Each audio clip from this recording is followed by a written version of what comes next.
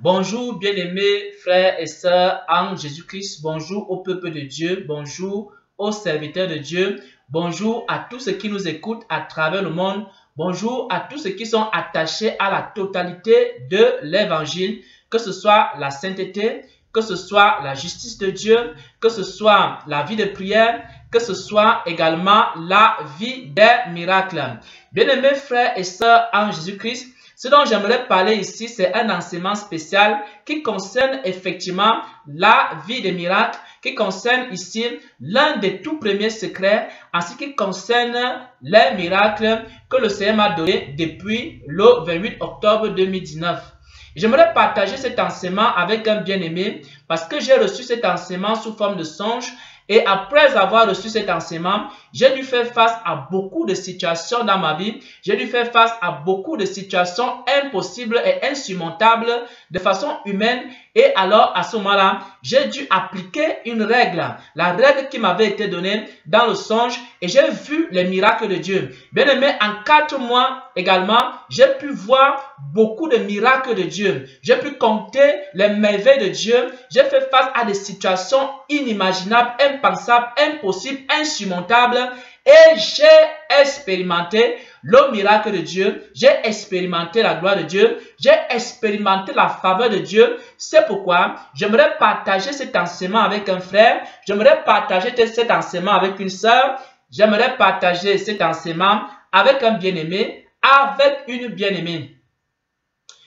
Maintenant, voici le songe que j'ai reçu, l'enseignement que j'ai reçu.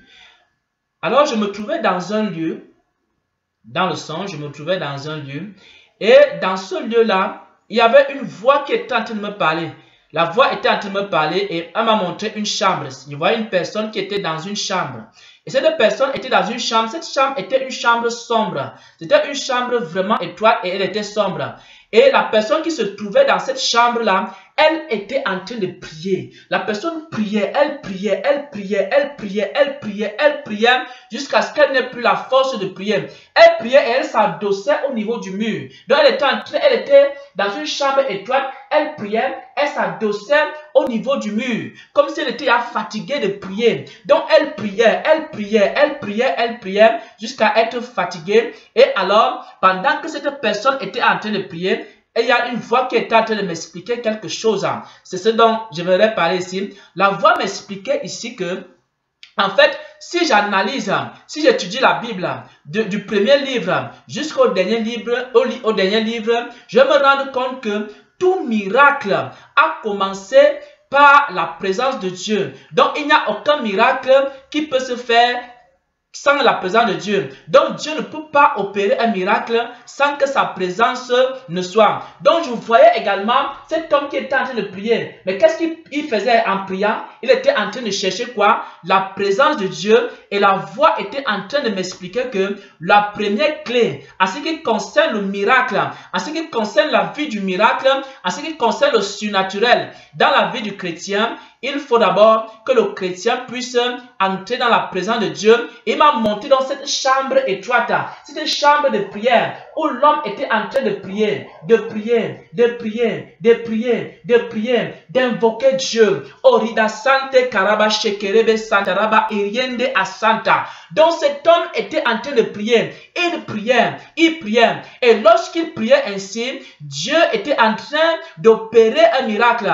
Dieu était en train d'opérer des signes, des prodiges et des miracles dans la vie de cet homme qui se trouvait dans une chambre étroite et qui était en train de prier. Donc, voilà donc le songe que j'ai reçu. Et ce songe parle d'un homme qui était en train de prier dans une chambre. Et pendant qu'il priait, la présence de Dieu était en train de venir. Et pendant que la présence de Dieu venait, là maintenant, Dieu opérait maintenant les miracles.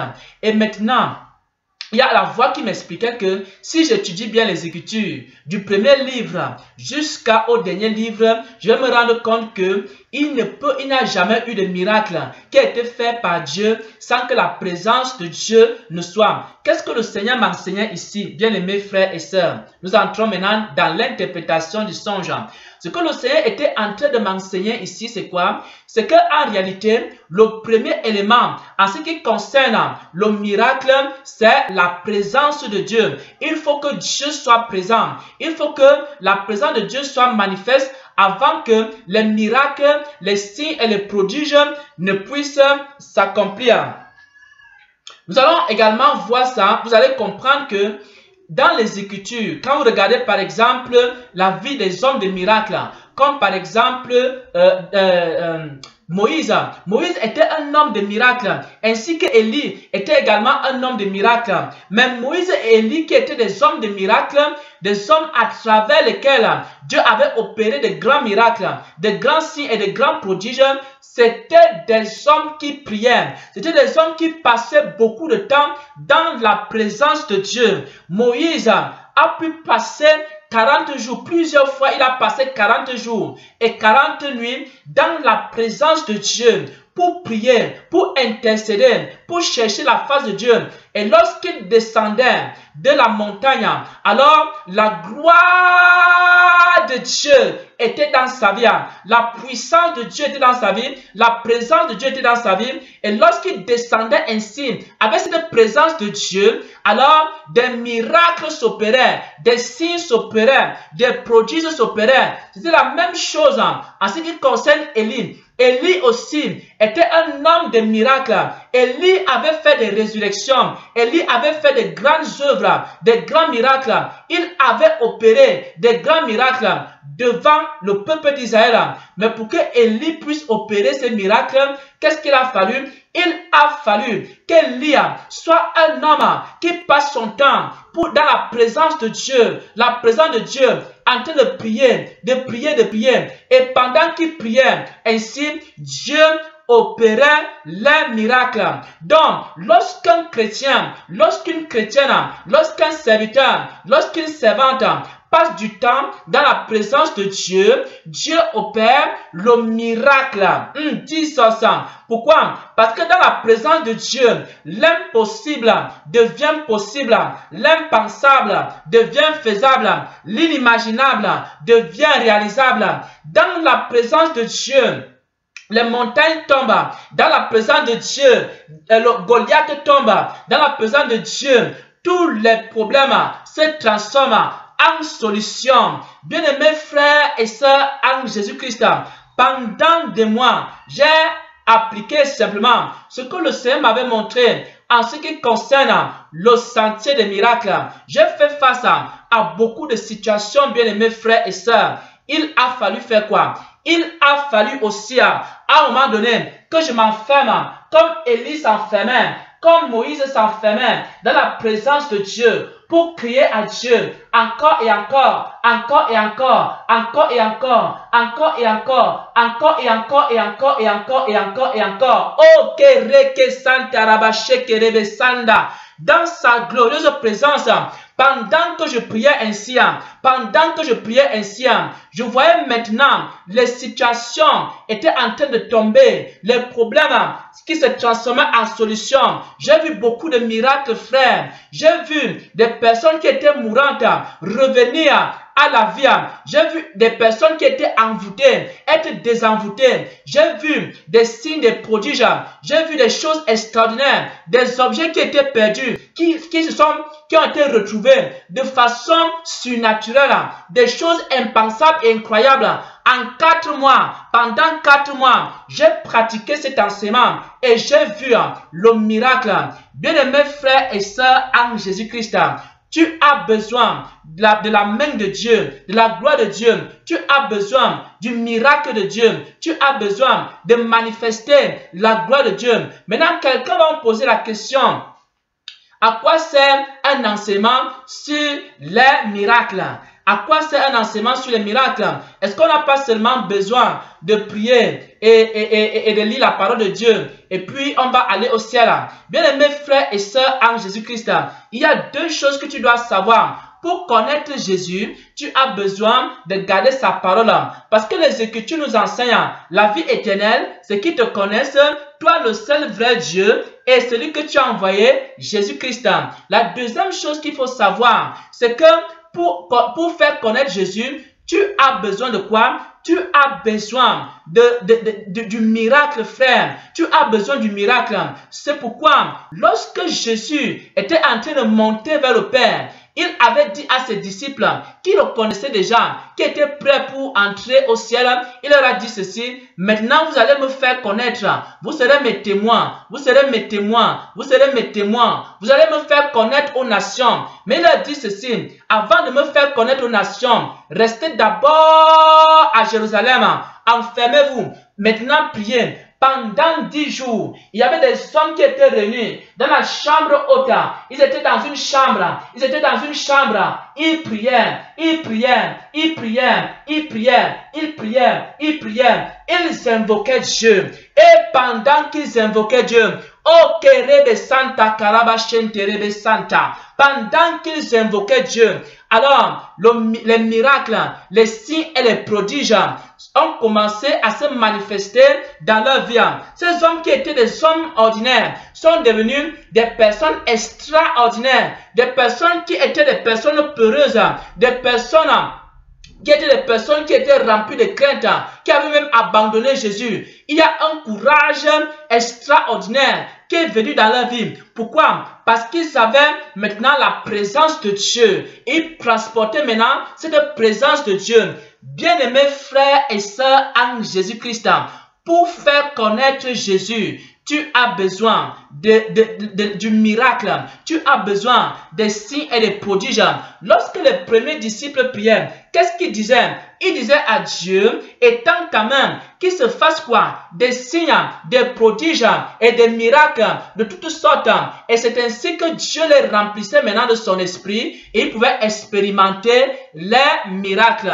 Bien-aimés frères et sœurs en Jésus-Christ, qu'est-ce que je veux dire dans cet enseignement? Qu'est-ce que le Seigneur nous enseigne ici? Le Seigneur nous enseigne que si nous voulons connaître le miracle de Dieu, si nous voulons expérimenter le miracle de Dieu, la première des choses, c'est que nous devons rechercher la présence de Dieu. Ça, c'est le premier secret. Or, le Seigneur m'a montré que pour avoir accès à la présence de Dieu, l'une des premières choses, c'est quoi? C'est la prière. Bien aimé, il m'a montré un homme qui était dans une chambre en train de prier. Il m'a montré un homme qui était dans une chambre en train d'invoquer Dieu, d'implorer Dieu, de crier à Dieu encore et encore. Et pendant que cet homme était dans cette chambre en train de prier, alors la présence de Dieu venait et les miracles s'opéraient dans la vie de cet homme.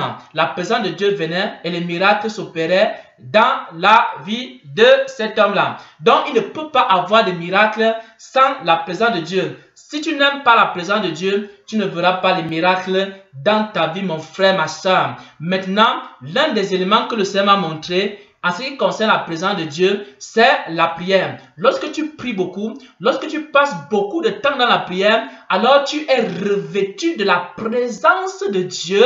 Et lorsque tu es revêtu de la présence de Dieu maintenant, alors les miracles peuvent s'opérer. Tu peux dire des choses comme ça, là. Tu prononces une parole, la parole peut libérer quelqu'un. Tu prononces une parole, la parole peut guérir une personne. Bien aimé, j'ai vu à un moment donné, le Seigneur a ouvert des portes pour que nous puissions prier pour les malades. Il y avait certaines personnes qui étaient pratiquement mourantes. Nous avons prié, nous avons proclamé, parce que nous sortions des temps de prière, des temps intenses de prière. La présence de Dieu était avec nous. Nous avons commencé à proclamer, proclamer, proclamer, proclamer. Et pendant qu'on proclamait, maintenant, les personnes même, la personne qui était mourante, on a vu cette personne. J'ai vu une personne qui était envoûtée, une personne, un enfant qui était envoûté. J'ai vu. Alors, pendant qu'on priait, le Seigneur nous a ouvert l'esprit pour qu'on sache exactement ce qui se passait. Et nous avons détruit ces choses. Nous avons proclamé, détruit et les œuvres des ténèbres. C'est ainsi que nous avons vu un enfant qui était pratiquement mourant revenir également à la vie et à la santé. Bien-aimés frères et sœurs, j'ai vu des choses incroyables et impensables, des choses que je savais qu'elles étaient insurmontables. J'ai pu les surmonter également. Pourquoi? Par la vie de prière. Le miracle de Dieu se trouve dans la chambre étroite. Bien-aimés frères et sœurs, tu veux voir le miracle de Dieu. il faut que tu aimes la prière. Il faut que tu aimes la présence de Dieu. Bien aimé, la présence de Dieu peut se manifester dans la vie de prière, mais également, elle peut se manifester dans l'adoration. C'est pourquoi vous allez vous rendre compte que dans certaines églises, lorsqu'on est en train de prier, lorsque l'église prie beaucoup, à un moment donné, beaucoup de miracles aussi se font dans cette église-là. Également, lorsque les gens adorent beaucoup Dieu, beaucoup de miracles peuvent aussi se faire dans cette église-là. Parce que la présence de Dieu se manifeste non seulement lorsqu'on prie, mais aussi lorsqu'on adore. C'est pourquoi nous savons tous bien que les murs de Jéricho sont tombés. À quel moment, frère? Pendant que les enfants d'Israël étaient en train de louer, pendant qu'ils étaient en train d'adorer, les murs de Jéricho sont tombés. Bien-aimé, pendant que tu pries, pendant que tu loues, pendant que tu adores, les montagnes qui sont dans ta vie vont tomber, les miracles vont s'opérer, tes difficultés vont se transformer en solution. Tous tes problèmes seront anéantis. Les montagnes qui étaient dans ta vie, ça va s'écouler. Les maladies vont s'enfuir. Parce que lorsque tu es dans la présence de Dieu, les chaînes tombent. Lorsque tu es dans la présence de Dieu, la sorcellerie disparaît. Lorsque tu es dans la présence de Dieu, les liens tombent. Les envoûtements sont détruits. Pourquoi? Parce que l'homme qui prie est un homme qui manifeste la présence de Dieu. Et la présence de Dieu apporte le miracle, le surnaturel dans la vie du chrétien, le surnaturel dans la vie du croyant, le surnaturel dans la vie des serviteurs et dans la vie des servantes de notre Seigneur et Sauveur Jésus-Christ. Voilà donc en ce qui concerne le premier enseignement ici sur la vie des miracles. Il y a d'autres secrets en ce qui concerne le miracle, comme par exemple la foi, etc. Mais je voulais partager d'abord le premier secret en ce qui concerne le miracle dans la vie des chrétiens, dans la vie des croyants. Et ce secret-là, c'est quoi? Ce secret, c'est la présence de Dieu. Si vous voulez voir les miracles dans vos vies, il faut que vous aimiez beaucoup la présence de Dieu. Il faut que vous aimiez beaucoup la vie de prière. Il faut que vous aimiez beaucoup la vie d'adoration. Il faut que vous aimiez beaucoup la vie de louange. Parce que lorsque Paul était également en prison, pendant qu'il était en train de chanter, pendant qu'il chantait maintenant, les murs de la prison se sont écoulés. Ça veut dire également que l'adoration, la louange également, ainsi que la prière, manifestent la présence de Dieu. Et lorsque la présence de Dieu vient maintenant, les chaînes tombent, les murs sont brisés, les oppressions sataniques sont détruites et la malédiction est ôtée, les chaînes tombent, les fardeaux tombent dans la présence de Dieu. Dans la présence de Dieu est la première clé pour une vie de miracle. La présence de Dieu est la première clé pour le surnaturel. La présence de Dieu est la première clé pour que l'impossible devienne possible, pour que l'impensable devienne faisable et pour que l'inimaginable devienne réalisable. Au nom de Jésus-Christ. Amen.